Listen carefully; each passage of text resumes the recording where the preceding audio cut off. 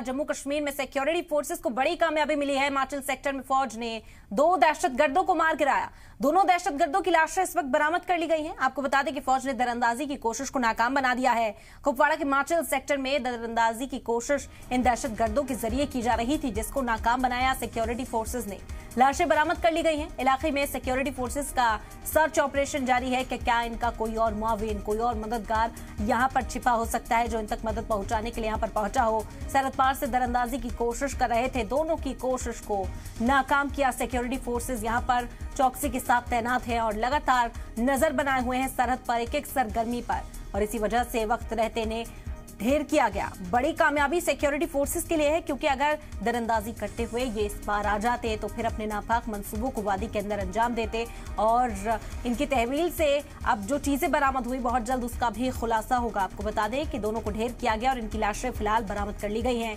आसपास के इलाके को मुहासरे में लेकर लगातार सर्च ऑपरेशन यहाँ पर चलाया जा रहा है। और ज्यादा जानकारी इस खबर पर हासिल करते हैं। हमारे नुमाइंदा फारूक वानी इस वक्त हमारे साथ बराह रास्त जुड़ गए हैं, उन्हीं का रुख करते हैं। फारूक, क्या जानकारी इस वक्त की सूरत हाल सबसे पहले आपसे जानना चाहेंगे?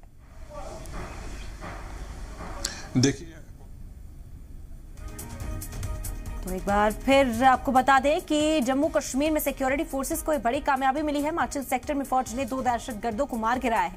दरअसल सरहद पार से दरअंदाजी की कोशिश कर रहे थे, जिसे नाकाम बनाया। सिक्योरिटी फोर्सेज ने लगातार बॉर्डर पर तैनात सिक्योरिटी फोर्सेस चप्पे चप्पे पर नजर बनाए हुए हैं, और अब किसी तरह की भी कोताही जो है वो बरती नहीं जाएगी। इन दहशतगर्दों के खिलाफ फौरी तौर पर कार्रवाई को अंजाम दिया जाएगा, ताकि दहशतगर्दी का नामो निशान जड़ से खत्म किया जा सके। आपको बता दें कि उनके मददगार, उनके मुआविन क्या आसपास छिपे हो सकते हैं, इस बात का भी अंदाजा लगाया जा रहा था, और इसी वजह से पूरे इलाके को मुहासरे में लेकर इस वक्त सर्च ऑपरेशन चलाया जा रहा है।